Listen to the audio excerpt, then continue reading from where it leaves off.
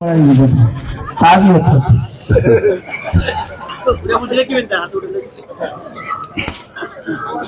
কৃষ্ণ। তাহলে কি হয় বাংলায় বলবো? ওম অজ্ঞান তিমিরান্ধস্য জ্ঞানাঞ্জন শলাকয়া চক্ষুরুন্মিলিতং যেন তস্मै শ্রী গুরুবে নমঃ।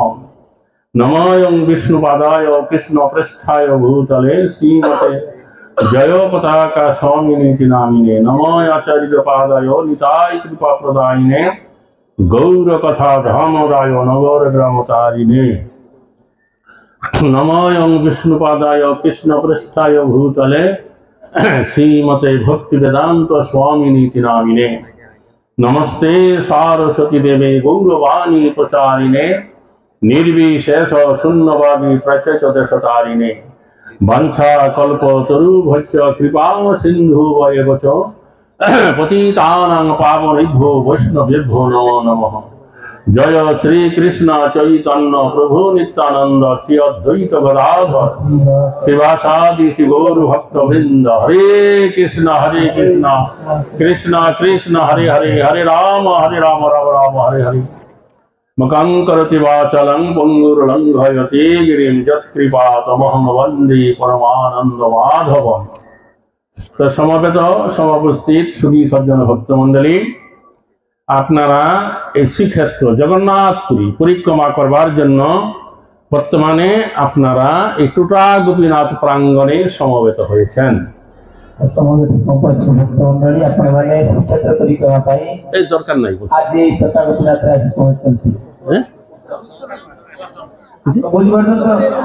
বুঝতে পারছে। এই জগন্নাথ ক্ষেত্রে জগন্নাথপুরীতে যুগ যুগ ধরে যুগ যুগ ধরে জগন্নাথ দেব বিরাজমান আছেন। তদুপরি আজ থেকে 500 বছর পূর্বে কলিযুগ পাবন অবতারী গৌরাঙ্গ মহাপ্রভু তিনি সন্ন্যাস গ্রহণ করে শেষ 24 বছর এই জগন্নাথপুরীকে কেন্দ্র করে তিনি অবস্থান করছেন।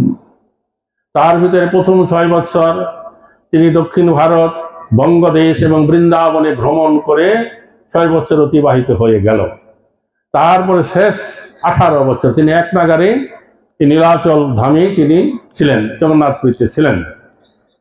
তাই জগন্নাথ পুরীতে কয়েকটা স্থান আছে যা গৌড়ীয় বৈষ্ণব মহাপ্রভু ভক্তগণের কাছে অত্যন্ত গুরুত্বপূর্ণ বা মহত্বপূর্ণ। তার প্রথমটা হচ্ছে জগন্নাথ মন্দির। তারপরে জগন্নাথ দর্শন করেই ভক্তরা অনুসন্ধান করেন যে গম্ভীরা কোথায়, যেখানে মহাপ্রভু অবস্থান করতেন। তারপরে হচ্ছে এই টুটা গোপীনাথ, বুঝতে পারছেন, এখানে গদাধর পণ্ডিত থাকতেন এবং এই গোপীনাথের সেবা করতেন। আর মহাপ্রভু প্রতিদিন এখানে এসে গোপীনাথকে দর্শন এবং গদাধর পণ্ডিতের সাথে মিলিত হতেন, তার মুখে ভাগবতম কথা শুনতেন। তারপরে আরেকটা স্থান আছে কি, হরিদাস ঠাকুরের যে ভজন কুটির সিদ্ধবকুল, সেখানে প্রতিদিন মহাপ্রভু কি করতেন, জগন্নাথের মঙ্গল আরতি দর্শন করে তিনি হরিদাস ঠাকুরের ভজন কুটিরে গিয়ে হরিদাস ঠাকুরকে দেখা দিতেন। জগন্নাথের পূজারী পণ্ডারা যা কিছু জগন্নাথের প্রসাদী দ্রব্য, মালা, তুলসী প্রসাদ দিতেন তা হরিদাস ঠাকুরকে দিতেন। তারপরে তার ভজন কুটিরে তিনি আসতেন গম্ভীর রাতে। তারপর আরেকটা স্থান হচ্ছে হরিদাস ঠাকুরের যে সমাধিপীঠ, যা সমুদ্রের তীরে আছে, বুঝতে পারছেন। এই সমস্ত স্থানগুলো হচ্ছে আমাদের গৌড়ীয় বৈষ্ণবগণের কাছে অত্যন্ত মহত্বপূর্ণ গুরুত্বপূর্ণ স্থান। তো এই যে গৌরাঙ্গ মহাপ্রভু, তিনি হচ্ছেন স্বয়ং ব্রজেন্দ্রনন্দন শ্রীকৃষ্ণ ভগবান। তিনি কেন এই কলিযুগে গৌরাঙ্গ মহাপ্রভু রূপে অবতীর্ণ হইলেন? তো চৈতন্য চরিতামৃত গ্রন্থে ছিল কৃষ্ণদাস কবিরাজ গোস্বামী, এভাবে বললে হবে না, আরো আসতে। তো তিনি চৈতন্য চরিতামৃত গ্রন্থে ভগবান শ্রীকৃষ্ণের এই গৌরাঙ্গ মহাপ্রভু রূপে অবতীর্ণ হওয়ার 3টা মুখ্য কারণ আর 3টা গৌণ কারণ তিনি উল্লেখ করেছেন। তো গৌণ কারণগুলা হচ্ছে এই কলিযুগের যুগ ধর্ম হরিনাম প্রবর্তন করা, জীব উদ্ধারণ করা, নাম প্রেম প্রদান করা, এগুলো হচ্ছে গৌণ কারণ, মুখ্য কারণ নয়। মুখ্য কারণ 3টা উল্লেখ করেছেন। তার মধ্যে 3টা কারণের মধ্যে একটা প্রধান কারণ হচ্ছে রাধা ভাব আচ্ছাদন করা। বোঝা গেল? আর যে দুইটা কারণ আছে, আমি পড়েছি, ভাষ্য পড়েছি, কিন্তু আমি কিছুই বুঝতে পারি না, আপনাদের কাছে কি বলবো। তার মধ্যে প্রথম কারণটা শুনুন, যে রাধা ভাব আচ্ছাদন করা। সেটা কি?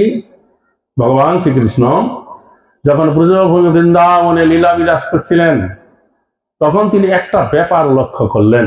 কি ব্যাপার?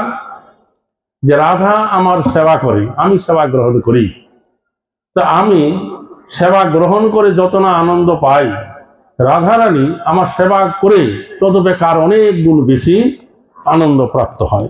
তো এই জগতে নিয়ম হচ্ছে, যে সেবা করে বা যে সেবা গ্রহণ করে, যে সেবা করে ততপেক্ষা যে সেবা গ্রহণ করে সে বেশি সুখ আনন্দ প্রাপ্ত হয়। আর কৃষ্ণ দেখলেন সেটা বিপরীত। আমি সেবা গ্রহণ করে যতটা না আনন্দ পাই, রাধারানী আমার সেবা করে ততপেক্ষা অনেক গুণ বেশি আনন্দ প্রাপ্ত হয়ে যায়। কিন্তু রাধারানী কি জাতীয় আনন্দ প্রাপ্ত হন, এটা কৃষ্ণ স্বয়ং ভগবান হয়েও তা তিনি বুঝতে পারেন না, যে রাধারানী কি আনন্দ প্রাপ্ত হচ্ছে। তো এটা জানবার জন্য তার লোভ উৎপন্ন হলো। এখন তিনি কি করে তা জানবেন? তখন তিনি কি করলেন, রাধারানীর ভাব এবং কান্তি তিনি গ্রহণ করলেন। অর্থাৎ রাধারানী যেই ভাব নিয়ে কৃষ্ণ সেবা করে, সেই ভাবটা গ্রহণ করলেন, এবং রাধারানীর যে গাত্রবর্ণ সেটা গ্রহণ করলেন। স্বয়ং কৃষ্ণ রাধারানী ভাব কান্তি নিয়ে গৌরাঙ্গ রূপে অবতীর্ণ হইলেন। বোঝা গেল ব্যাপারটা? এই জন্য বলা হয়েছে, পদকীর্তন আছে, রাই বরণে ঢাকা অঙ্গ বাঁকা বিনয়ন। মহাপ্রভুর অঙ্গটা রাই বরণের দ্বারা ঢাকা পড়ে গেছে, আর দুই চোখ বাঁকা হয়ে গেছে। হরে কৃষ্ণ। এখন ভগবান শ্রীকৃষ্ণ যখন তিনি ঠিক করলেন যে তিনি গৌরাঙ্গ মহাপ্রভু রূপে কলিযুগে নবদ্বীপে অবতীর্ণ হইবেন, তখন প্রথমে তার যারা গুরুজন ব্যক্তি আছে তাদেরকে অবতীর্ণ করালেন। তার সময়কালে সময় ভক্তদের সখাগণকে, যত রাধারানী দাস দাসী আছে সবাইকে অবতীর্ণ করালেন। এইভাবে তিনি গৌরাঙ্গ রূপে যখন অবতীর্ণ হইলেন, কৃষ্ণের যেমন রাধারানীর ভাবকান্তি নিয়ে রাধারানী ভাব আচ্ছাদন করবেন, এটা তার একটা ইচ্ছা ছিল, তদ্রূপ শ্রীমতী রাধারানীরও ওই রকম একটা ইচ্ছা তার হয়েছিল। কিরকম? আপনারা জানেন, রাধারানী শ্বশুরের গৃহ ছিল কোথায়? জাপটে। তো কৃষ্ণ তার সখাগণকে নিয়ে বংশীধ্বনি করতে করতে তার গাভীগণকে নিয়ে সেই জাপটের পাশ দিয়ে যে রাস্তা আছে, সেই রাস্তা দিয়ে তিনি কি করতেন? বনে যেতেন গোচারণ করতে। তখন রাধারানী দুয়ারে দাঁড়িয়ে থেকে তিনি তা দেখতেন। দেখে দেখে তার তীব্র ইচ্ছা হতো যে আমিও এদের সাথে গোচারণ করতে বনে যাই, কিন্তু তিনি যেতে পারতেন না। কেন? কারণ তিনি গৃহবধূ, গুরুজনের ভয় আছে। স্ত্রীর লোকেরা যখন তখন যেখানে সেখানে যেতে পারে, অনুমতি নিতে হয়, তারপর যেতে হয়, কত হাঙ্গামা। কিন্তু তার তীব্র ইচ্ছা হতো।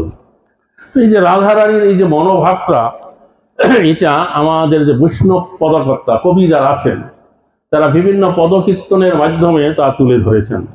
ছিল নরোত্তম দাস ঠাকুর মহাশয়, তার একটা প্রার্থনা গীতিতে বলেছেন রাধারানী মনের ভাবের কথা, যে হে দেহ নাগর বড় শোনো হে মুরলী ধর, নিবেদন করি তোয়া রাঙা পায়, চরণ নখর মুনি যেন চাঁদের গাথানি, ভালো শোভে আমার গলায়, শ্রীদাম সুদাম সঙ্গে যখন গোচারণে যাও রঙ্গে, তখন আমি দুয়ারে দাঁড়াই, মনে ভাবি সঙ্গে যাই, গুরুজনার ভয় পায়, আখি রহে তোয়া পানে চেয়ে, রন্ধনশালাতে যাই তোয়া বধূ গুণ গায়, দুয়ার ছলনা করে কান্দি, মণি নও মানিক নও যেন অঞ্চলে বান্ধিলে নও, ফুল নও যেন কেসে করি বেশে, অগুরু চন্দন হইতাম তোয়া অঙ্গে মাখা রইতাম, ঘামিয়া পড়িতাম রাঙা ভাই, নারী না করিত বিধি তোয়া হেন গুণনিধি, লইয়া ফিরিতাম দেশে দেশে,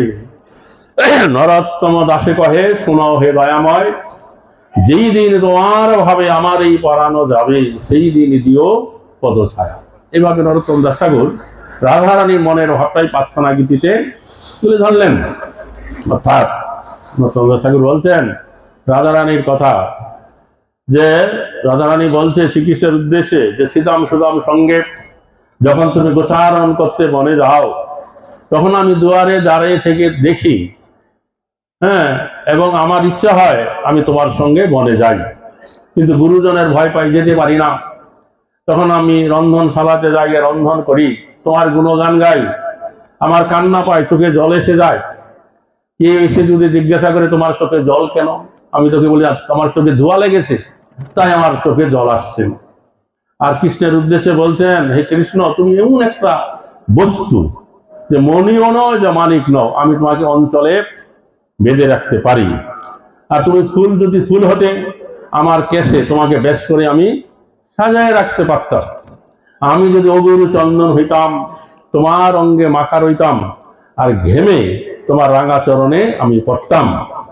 আর বিধাতা যদি আমাকে নারী না করে জন্মাতো, তাহলে তোমার মতো নিজে গুণনিধি তাকে নিয়ে আমি দেশে দেশে ঘুরে বেড়াতাম। তাই করবে আনন্দে ভগবান শ্রীকৃষ্ণ, ব্রজেন্দ্রন্য শ্রীকৃষ্ণ যখন রাধা রানীর ভাব এবং কান্তি নিয়ে তিনি গৌরাঙ্গ মহাপ্রভু অবতীর্ণ হইলেন, ঠিক তার 1 বছর 2 মাস পরে এই রাধা রানী তার এই ভাব হেতু তিনি কি করলেন, গদাধর পণ্ডিত রূপে অবতীর্ণ হইলেন।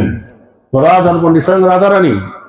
এটা মহাপ্রভুর আরেকজন পারিষদ ভক্ত নরহরি সরকার ঠাকুর, যে নরহরি আদি করে চামর ডোলায় সন্ধ্যারতি গান গান, সে নরহরি সরকার ঠাকুর তার একটা কীর্তনের পদে রেখেছেন, বৈশাখের কুহুদিনে জন্মিলেন গৌরাঙ্গের প্রিয় গদাধর। অর্থাৎ বৈশাখ মাসের অমাবস্যার দিনে এই রাধা রানী কি করলেন, গদাধর পণ্ডিত রূপে অবতীর্ণ হইলেন।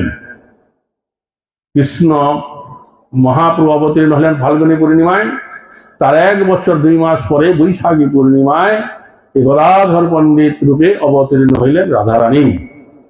পিতা হচ্ছে মাধব মিশ্র, মায়ের নাম রত্নাবতীকে আশ্রয় করে তিনি অবতীর্ণ হইলেন। তো এইবার এই যে গৌর লীলাতে আর কোনো বাধা নাই।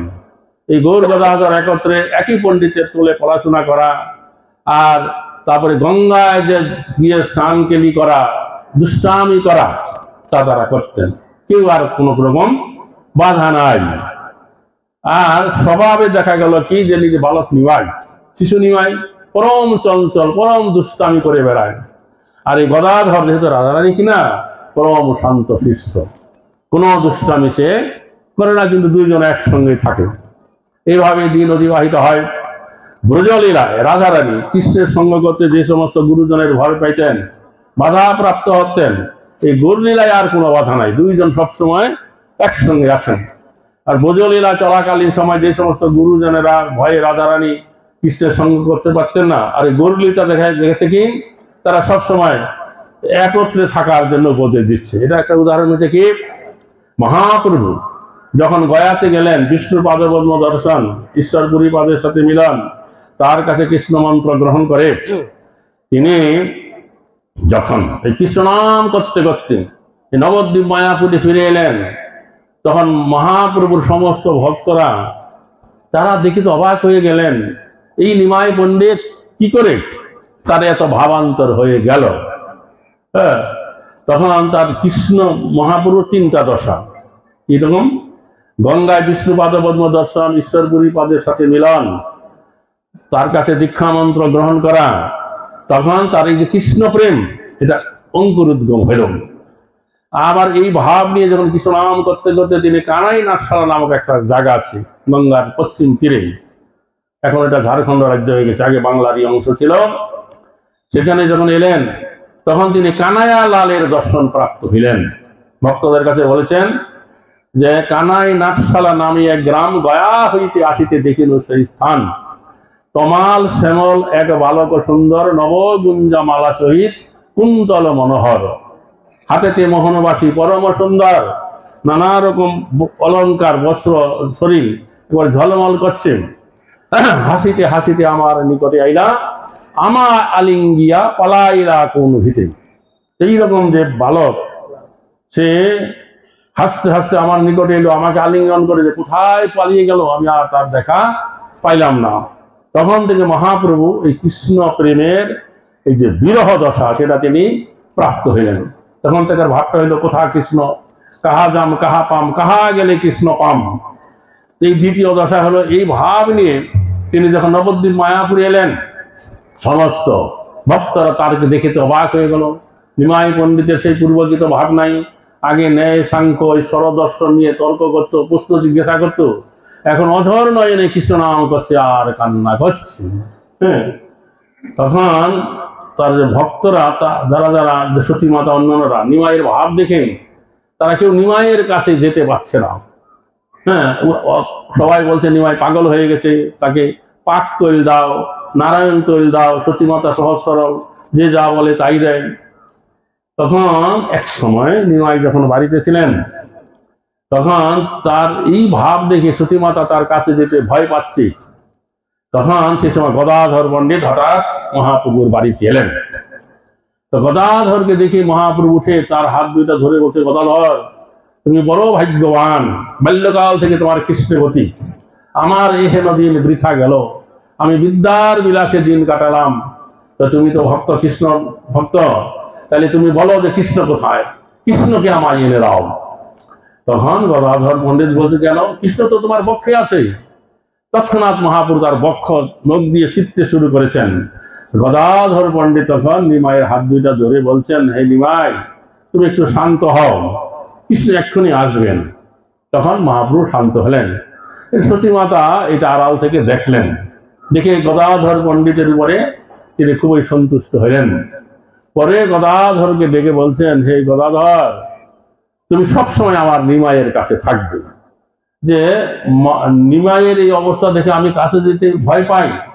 আর গদাধর শিশু হয়ে নিমাইকে সুন্দর করে তাকে শান্ত করলেন, প্রমোদ দিলেন, তুমি যদি নিমাইয়ের সঙ্গে থাকবে তাহলে আমার নিমাই কি থাকবে, শান্ত থাকবে। এরকম ভাবে দেখা যায় ব্রজলীলায় যে গুরুজনের ভয়ে রাধারানী কৃষ্ণের নিকটে যেতে পারতেন না যখন তখন, আর সেই গুরুজনেরাই এই গরুলিটাতে কি করছে, তারা তাকে আদেশ করছে নিমাইয়ের সঙ্গে থাকবার জন্য। যাই হোক, তারপরে যখন মহাপ্রভু ঠিক করলেন যে তিনি সন্ন্যাস গ্রহণ করবেন, তো সন্ন্যাস 24 বছর শেষে যেই মাঘ মাস তার শুক্ল পক্ষে প্রভু করিলা সন্ন্যাস। মাঘ মাসে সন্ন্যাস গ্রহণ করে ফাল্গুন মাসে তিনি নীলাচলে এসে বাস করলেন। আর চৈত্র মাস নীলাচলে অবস্থান করে তিনি কি করেছিলেন, তিনি সার্বভৌম ভট্টাচার্যকে ভক্তিপথে আনয়ন করলেন। আর যখন বৈশাখ মাস পড়ল, তখন তিনি দক্ষিণ দেশ ভ্রমণের উদ্দেশ্যে যাত্রা করলেন। আর মহাপ্রভু যখন সন্ন্যাস গ্রহণ করে নীলাচলে এলেন, তখন এই গদাধর পণ্ডিত চিন্তা করলেন, মহাপ্রভু যখন তার মায়ের আদেশ অনুসারে এই নীলাচলে বাস করবেন ঠিক করেছেন, তাহলে নীলাচলেই থাকবেন। তখন তিনি তাড়াতাড়ি এই নীলাচলে চলে আসেন। আর তারপরে মহাপ্রভুর সাথে বিহার করতে লাগলেন, থাকতে লাগলেন। এক সময়ে বৈশাখ মাসের পূর্ণিমা রাত্রিতে মহাপ্রভু ভক্তগণকে নিয়ে সমুদ্র তীরে তিনি ভ্রমণ করছিলেন। মহাপ্রভু যেহেতু গোপী ভাবে বিবাহিত, রাধা ভাবে বিবাহিত, তখন সেই পূর্ণিমা রাত্রিতে মহাপ্রভু কি করলেন, গোপী ভাবে বিবাহিত হয়ে শ্রীমদ ভাগবতম গ্রন্থের মধ্যে 12টা স্কন্ধন আছে, তার মধ্যে 10ম স্কন্ধ হচ্ছে শ্রেষ্ঠ।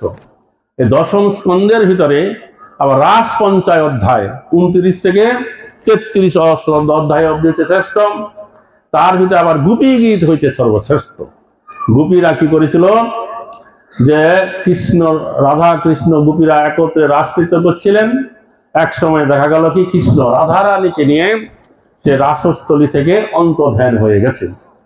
তখন সেই সমস্ত গোপীরা কৃষ্ণের বিরহ, কৃষ্ণ অন্বেষণ করছিলেন, কৃষ্ণ কোথায় গেল। তারাই গোপী যে গীত গাইতে গাইতে তারা কৃষ্ণকে খুঁজছিলেন, তাকে বলা হয় গোপী গীত। মহাপুরুষ এই বৈশাখী পূর্ণিমা রাত্রিতে ভক্তগণকে নিয়ে গোপী ভাবে বিবাহিত হয়ে সেই গোপী গীত গাইছিলেন। তার এই সমুদ্রের নীল জল দর্শন করে তার জ্ঞান হতেই হচ্ছে যমুনা। আর এই সমুদ্রের ধারে বাতাসে ঝড়ে বালুকা জড়ো হতে হতে এক স্থানে একটা স্তূপাকৃত পর্বতের ন্যায় হয়ে গেছে, ওটাকে চটক পর্বত বলে। তা দেখে তার জ্ঞান হতো এই হচ্ছে গোবর্ধন পর্বত। এভাবে তিনি যখন গোপী গীত গাইতে গাইতে ভ্রমণ করছিলেন, হঠাৎ তিনি এক স্থানে সেখান থেকে ছুটে এসে এইখানে চলে আসেন। আর এইখানে এসে তিনি হাত দিয়ে বালুকা সরাতে সরাতে সে বালুকার ভিতর থেকে গোপীনাথকে প্রাপ্ত হয়ে গেলেন। তারপরে ভক্তদেরকে হাতের ইশারা করে ডাকলেন। তখন ভক্তরা যখন কাছে এলেন, মহাপ্রভু তখন কি করলেন, গদাধরকে বলেন, দেখো গদাধর, কি সুন্দর এই গোপীনাথ বিগ্রহ, এখন থেকে তুমি এখানে থাকো আর এই গোপীনাথের সেবা করো। তখন থেকে গদাধর পণ্ডিত এখানে থেকে এই গোপীনাথের সেবা করতে লাগলেন। ক্রমে ক্রমে ভক্তরা গোপীনাথের সেবার উপকরণ দিতে লাগলো, এইভাবে সেবা চলতে লাগলো। আর মহাপ্রভু কি করলেন, তিনি যেহেতু রাধা ভাব আচ্ছাদন করবেন, গম্ভীরাতে উনি থাকতেন। সেখানে স্বরূপ দামোদর এবং রামানন্দ রায় তাদেরকে নিয়ে তিনি রাধা ভাব আচ্ছাদন করলেন। যে সেই যে ব্রজলীলায় কৃষ্ণ যখন মথুরায় চলে গিয়েছিলেন, তখন ললিতা বিশাখা তারা রাধারানীকে সান্ত্বনা দিতেন। তো সেই ললিতা বিশাখাই এই ব্রজলীলায় স্বরূপ দামোদর গোস্বামী এবং রামানন্দ রায় এসেছেন। তারা মহাপ্রভুর কি করলেন, এই রাধা ভাব আচ্ছাদন করতে সহায়তা করলেন। তো চৈতন্য চরিতামৃত গ্রন্থে উল্লেখ আছে যে বিদ্যাবতী চণ্ডীদাস রায়ের নাটক গীতি কর্ণামৃত গীতে গোবিন্দ, মহাপ্রভু রাত্রি দিনে স্বরূপ রামানন্দ শনে নাচে গায় পরময় আনন্দ। তার এই 5খানা গ্রন্থ আস্বাদন করতেন। বিদ্যাবতী চণ্ডীদাসের পথকীর্তন, রামানন্দ রায় রচিত জগন্নাথ বল্লভ উদ্যান নাটক, বিল্লমঙ্গল ঠাকুরের রচিত কর্ণামৃত গ্রন্থ আর কবি জয়দেব গোস্বামী রচিত গীত গোবিন্দ আচ্ছাদন করতেন। মহাপ্রভু যখন যে ভাব হতো সেই ভাব অনুসারে তারা পথ কীর্তন শ্লোক আবৃত্তি করতেন। তো সেখানে কিন্তু এই গদাধরকে ডাকতেন না, তাকে সেবা দিয়ে একটু গোপীনাথে রেখেছেন। কারণটা কি? কারণটা হচ্ছে গদাধর তো স্বয়ং রাধা। মহাপ্রভু যখন রাধা ভাব আচ্ছাদন করতেন তখন তার জ্ঞান হতো আমি কৃষ্ণ নাম, আমি হচ্ছি রাধা। যদি রাধারানী গদাধর যদি সেখানে হাজির হয়ে যায় তাহলে তার ভাবের ব্যাঘাত ঘটবে, যেহেতু রাধা এসে গেছে, আমি তো রাধা নেই। এই জন্য গদাধরকে গোপীনাথের সেবা দিয়ে এই গোটা গোপীনাথে রাখতেন। আর প্রতিদিন সকালবেলা মহাপ্রভু কি করতেন, প্রভাতকালে জগন্নাথের আরতি দর্শন করে হরিদাস ঠাকুরের সাথে মিলিত হয়ে বাসায় গিয়ে বাল্যভোগের কিছু প্রসাদ পেয়ে তিনি একাকী হাঁটতে হাঁটতে সে গম্ভীরা থেকে এই টোটা গোপীনাথে চলে আসতেন। এসে গোপীনাথকে দর্শন করতেন, বসতেন। আর এদিকে গদাধর গোপীনাথের সেবা পূজা করে একটু অবসর প্রাপ্ত হতেন। তখন মহাপ্রভু গদাধরকে বলতেন, গদাধর তুমি ভাগবত পাঠ করো, আমি তোমার কাছে ভাগবত পাঠ শুনবো। গদাধর ভাগবত গ্রন্থ নিয়ে বসতেন। মহাপ্রভুকে জিজ্ঞাসা করতেন যে আমি ভাগবতমের কোন অংশ থেকে পাঠ করব। তখন মহাপ্রভু বলতেন, হয় দুর্ব চরিত্র নাই কল্যাণ চরিত্র থেকে পাঠ করো। তো এইভাবে দিন অতিবাহিত হচ্ছিল। আর গদাধর পণ্ডিত এই নীলাচলে আসার পরে তিনি একটা ব্যাপার লক্ষ্য করলেন। কি ব্যাপার?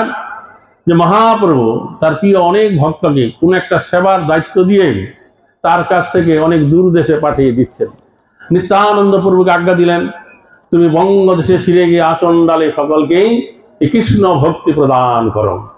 রূপ সনাতনাদি গোস্বামীগণকে আজ্ঞা দিলেন, তোমরা বৃন্দাবনে যাও, বৃন্দাবনে গিয়ে কি করো, ভজন করবে আর ভক্তি গ্রন্থ রচনা করবে। আর রাধা গোবিন্দের এই যে লীলা দাপর যুগে যা সংগঠিত হয়েছিল সেই লীলা লুপ্ত হয়ে গেছে, সেই সমস্ত লুপ্ত তীর্থ উদ্ধার করবে। তখন গদাধর পণ্ডিত চিন্তা করলেন আমাকে যাতে করে মহাপ্রভু এইরকম কোন সেবার দায়িত্ব দিয়ে কোনো দূর দেশে পাঠিয়ে দিতে না পারে তার একটা ব্যবস্থা করতে হবে। আর তিনি রাধারানী তো সবসময় কৃষ্ণের কাছে থাকতে চান, এটা তার ঐকান্তিক ইচ্ছা। তাই তিনি ঠিক করলেন আমি ক্ষেত্র সন্ন্যাস গ্রহণ করব। মহাপ্রভুর কাছে গিয়ে বললেন, হে প্রভু আমি ক্ষেত্র সন্ন্যাস গ্রহণ করব। কেন ক্ষেত্র সন্ন্যাস গ্রহণ করতে চাইলেন?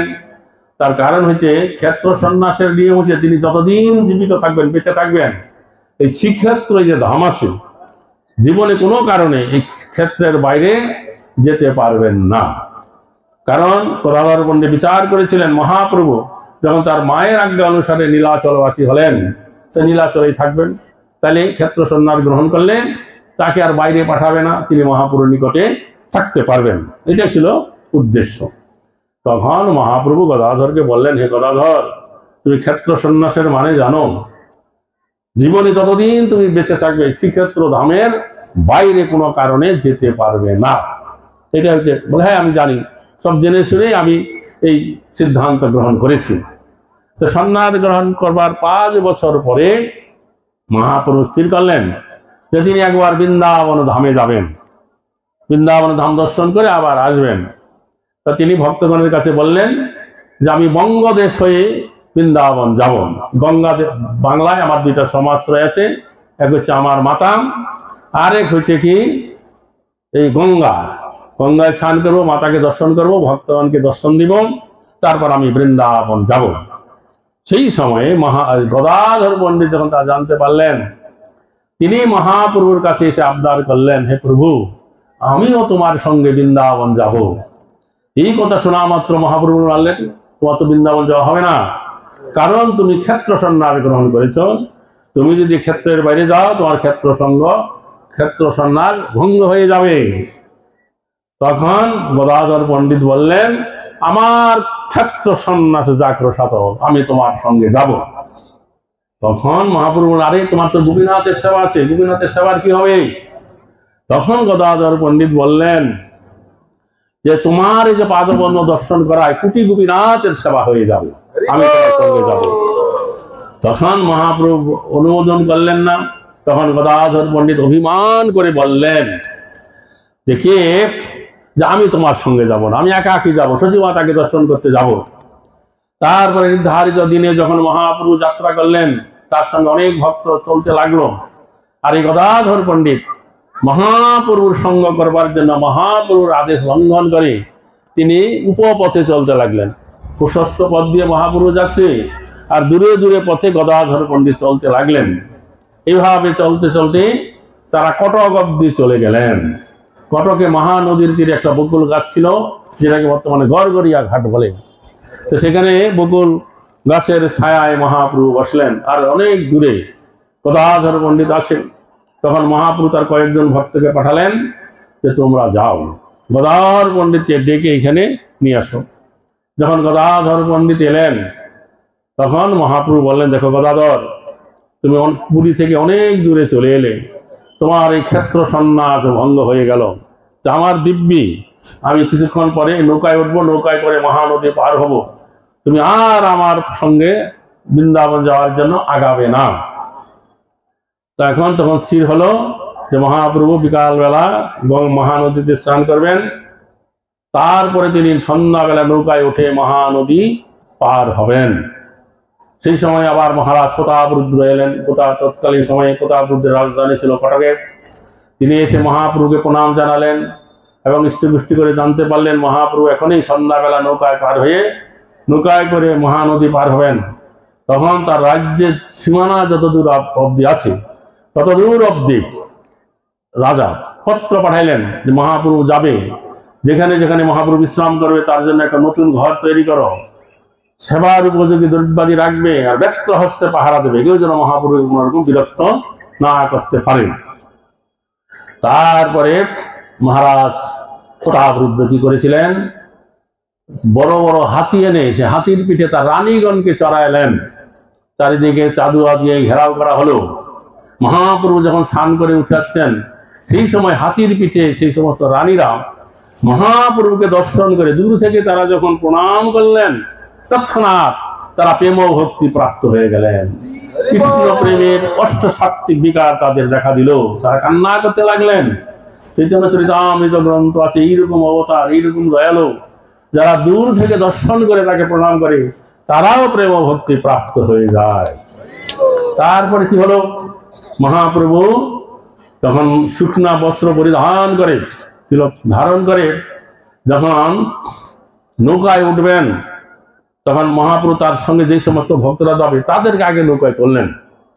তখন সেখানে একবার জলের ধারে গদাধর পণ্ডিত সার্বভৌম ভট্টাচার্য আছেন।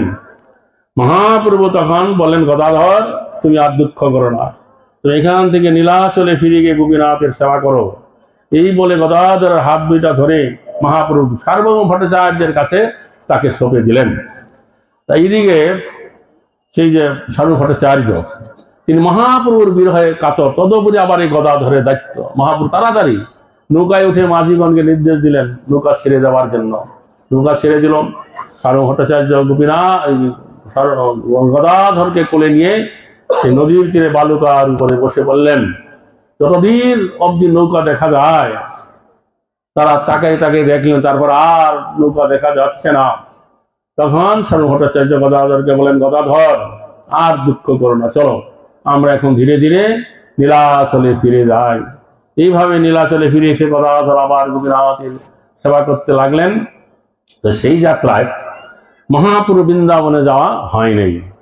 তিনি ওই রেমুনা, যাজপুর এবং উৎকল দেশের যে শেষ সীমানা সেই চণ্ডীপুর পিছলদা নামক গ্রাম, সেখান থেকে নৌকায় করে পানিহাটি, তারপরে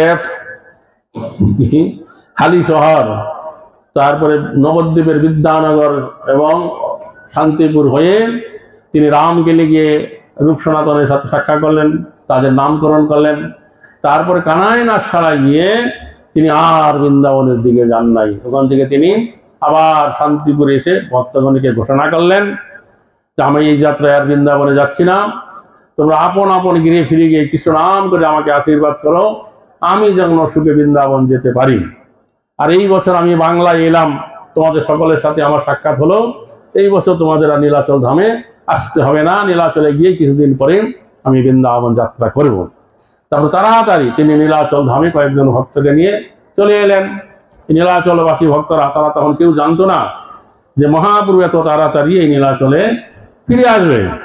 সমস্ত ভক্তরা হাতের কাজ রেখে তাড়াতাড়ি গম্ভীরায় গেলেন মহাপ্রভুর সাথে সাক্ষাৎ করতেন এবং এই টোটা গোপীনাথ থেকে গদাধর মণ্ডিত গেল। তখন মহাপ্রভু বলতে লাগলেন তিনি কোথায় কোথায় গেছেন। ভক্তগণের কাছে বললেন, আমি যে বাংলায় গিয়েছি, যেখানে যাই হাজার হাজার লক্ষ লক্ষ মানুষ, মানুষের মাথা আর মাথা, লোকের সংকটে লোকের গাছ বাগান বাড়ি নষ্ট হয়ে যাচ্ছে, প্রাচীর ভেঙে পড়ছে। এই কথা বলে তিনি বললেন যে আমার এই যে ইচ্ছা ছিল বৃন্দাবনে যাওয়া কেন হলো না, তার কারণ হচ্ছে গদাধর। কারণ গদাধর আমাদের সঙ্গে যেতে চেয়েছিল, গদাধরকে সঙ্গে করে নেই নাই, মনে দুঃখ পেয়েছে, তাই আমার বৃন্দাবন যাওয়া হলো না।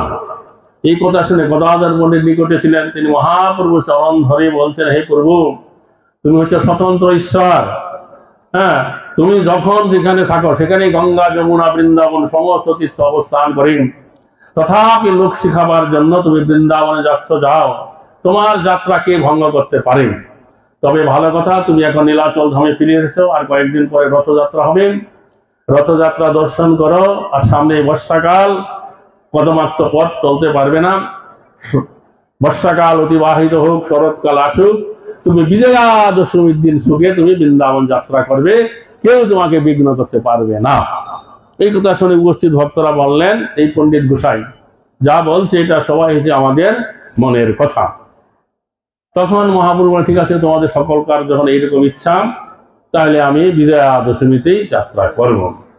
তো সেই বছরে মহাপ্রভু বিজয়া দশমীর দিন বলভদ্র ভট্টাচার্য এবং তার একজন সেবক ব্রাহ্মণকে সঙ্গে নিয়ে শেষ রাত্রে উঠে কটককে ডাইনে রেখে বামে ঝাড়িখণ্ড বনপথে ঝাড়িখণ্ডের যত বাঘ ভাল্লুক তাদেরকে নৃত্য করাইয়ে কৃষ্ণ প্রেম প্রদান করে তিনি বৃন্দাবনে গেলেন। যাই হোক, এইরকম হচ্ছে অদ্ভুত গৌর গদাধরের লীলা। আমি আরেকটা লীলার কথা এখানে বলবো, সেটা হচ্ছে কি গদাধরের কানন বিহার। এটা চৈতন্য ভাগবতম গ্রন্থে বৃন্দাবন দাস ঠাকুর বর্ণনা করেছেন। চৈতন্য ভাগবতম গ্রন্থের একবার শেষ অধ্যায়ের নাম দিচ্ছেন গদাধরের কানন বিহার। নিত্যানন্দ প্রভু তো মহাপুরুষ নির্দেশ অনুসারে বঙ্গদেশে ব্যাপকভাবে তিনি প্রচার করছিলেন, কৃষ্ণ ভক্তি প্রদান করছিলেন। একবার যখন তিনি এরকম করে বঙ্গদেশে ভ্রমণ করছেন, কোনো একজন ভক্ত নিত্যানন্দ প্রভুকে এক ধামা চাল দিয়েছিলেন, খুব ভালো চাল। বোঝা গেল? চাল বুঝেন তো? নিত্যানন্দ প্রভু সেই চাল দেখে খুবই আনন্দিত হইলেন। সেই চাল তিনি রন্ধন করে পাক করে ভোজন করেন নাই, ঘরে রেখে দিয়েছেন। পরের বছর যখন তিনি এই নীলাচল ধামে আসবেন, তখন তার কোনো ভক্ত বা শিষ্যর দ্বারা বহন করিয়ে সেই চাল এই নীলাচল ধামে নিয়ে আসেন। এখানে আসার 2-1 দিন পরে একদিন সকালবেলা তিনি নিজে হাতে সেই চাল ধরেন তিনি চলে এলেন এই টোটা গোপীনাথে। এসে গোপীনাথ দর্শন করলেন, প্রণাম করলেন, গদাধরকে বলেন, গদাধর দেখো কি সুন্দর চাল, তুমি এই চাল পাক করে গোপীনাথকে ভোগ লাগাও। তো সেই চাল দেখে গদাধর পণ্ডিত তখন বলছেন, হে প্রভু তুমি এই চাল কোথায় পেলে? এই চাল তো বৈকুণ্ঠে স্বয়ং লক্ষ্মী ঠাকুরানী নারায়ণের জন্য রান্না করেন। ঠিক আছে, ভালো কথা, আমি আজকে এই চাল পাক করে গোপীনাথকে ভোগ দেব। তা তুমি মধ্যাহ্নকালীন সময় আসবে, গোপীনাথের প্রসাদ তুমি গ্রহণ করবে। তারপরে কি হলো, গদাধর পণ্ডিত পাক করলেন বিভিন্ন দ্রব্যাদি, তার ভিতরে একটা শাকের কথা উল্লেখ আছে, চৈতন্য ভাগবতমে আছে যে গদাধর পণ্ডিত কি করেছিলেন, এই গোপীনাথের বাগান বাড়ির আশেপাশে যে আবুনা অচ্যুত শাক হয়ে আছে, অর্থাৎ যে শাক কেউ চাষ করে নাই, লাগাই নাই, সেই শাক তুলে তিনি শাক রান্না করলেন। শাকেতে কি দিলেন, এই টোটা গোপীনাথের বাগানের যে তেঁতুল গাছ আছে, কচি তেঁতুল পাতা তুলে তা জলে ভালো করে ধুয়ে তা বেটে সেই শাকে দিলেন। আর কোনো লবণ দিলেন না, সমুদ্রের নোনা জল সেই শাকেতে দিলেন। বোঝা গেল? এইভাবে আর অন্যান্য দ্রব্যাদি রান্না করে গোপীনাথের যখন ভোগ দিলেন, তখন নিত্যানন্দ প্রভু এলেন, গোপীনাথের ভোগ আরতি দর্শন করলেন, তারপরে সেই ভোগ্য বস্তু বের করলেন। তোরা গোপীনাথকে শয়ন দিয়ে তারা দুইজন তখন ঠিক করলেন এইবার বসে তারা প্রসাদ গ্রহণ করবেন। বসেছেন, তেমন সময় হঠাৎ একাকী মহাপুরুষ এখানে এসে উপস্থিত। বোঝা গেল? তখন এই গৌর এবং গদাধর নিত্যানন্দ প্রভু গদাধর পণ্ডিত মহাপ্রভুকে দিকে হাসতে লাগলেন। তখন মহাপ্রভু বললেন, কেন গদাধর? নিত্যানন্দ প্রভুর আনিত তুণ্ড, গদাধরের রন্ধন, গোপীনাথের ভোগের প্রসাদ, এতে কি আমার ভাগ নাই? এটা আমারও ভাগ আছে। তখন তারা তিনজন এই গোপীনাথের বারিন্দায় বসে সেই প্রসাদ গ্রহণ করলেন। হরে কৃষ্ণ, নিতাই গৌর প্রেমানন্দে হরি হরি বল। আরেকটা কথা এখানে না বললে নয়, যে ভক্তি রত্নাকর গ্রন্থে উল্লেখ করা আছে মহাপ্রভু যে লীলা সম্বরণ করা লীলা, এটাই টোটা গোপীনাথে হয়েছিল। ভক্তি রত্নাকর গ্রন্থে উল্লেখ করা আছে, কি করিব কোথা যাব বাক্য নাহি স্ফোরে, হারাই নগরা চাঁদে গোপীনাথের দ্বারে। যে মহাপ্রভু একাকী এই গোপীনাথে এসেছেন এবং তার গাত্র যে বস্ত্র সে দ্বারে পড়ে গেছে, মহাপ্রভু গোপীনাথের অঙ্গে মিশে গেছেন। যদি আপনারা কখনো সকালবেলা মঙ্গল আরতির পরে আসেন, পূজারীকে যেন অনুরোধ করবেন যে মহাপ্রভু যে গোপীনাথের অঙ্গে মিশে গেছে, তার বাম উরুতে একটা ক্রেক আছে, সেখান দিয়ে মহাপ্রভু গোপীনাথের অঙ্গে ঢুকে গেছে, এটা আপনাদেরকে দেখাবে। আর তখন কি করেছে ভক্তরা, যে গোপীনাথের যে মহাপ্রভু যে অঙ্গবস্ত্র দ্বারে পড়ে গিয়েছিল, সেই বস্ত্র নিয়ে তার গোপীনাথের মন্দিরে ঢুকতে, নাট মন্দিরে ঢুকতে একটু বাম পাশে দেখবেন একটা সাদা শ্বেত পাথরের মন্দির আছে, তার উপরে রাধারানী চরণ চিহ্ন আছে, তার নিচে মহাপুরুষ এই বস্ত্রের সমাধি দেওয়া আছে। বোঝা গেল? এটা ছাড়া ভক্তিবিনোদ ঠাকুর তিনি গৌরাঙ্গ মঙ্গল স্তোত্র রচনা করেছেন, তাতেও তিনি এই কথা উল্লেখ করেছেন, জগৎবাসীর কষ্ট কলিযুগ পাবনবোধের গৌরাঙ্গ মহাপ্রভু এই যে গোপীনাথের মন্দিরে প্রবেশ করলেন, তার অঙ্গে মিশে চলে গেলেন। নিতাই গৌর প্রেমানন্দে হরি হরি বল, বল হরি। ঠিক আছে,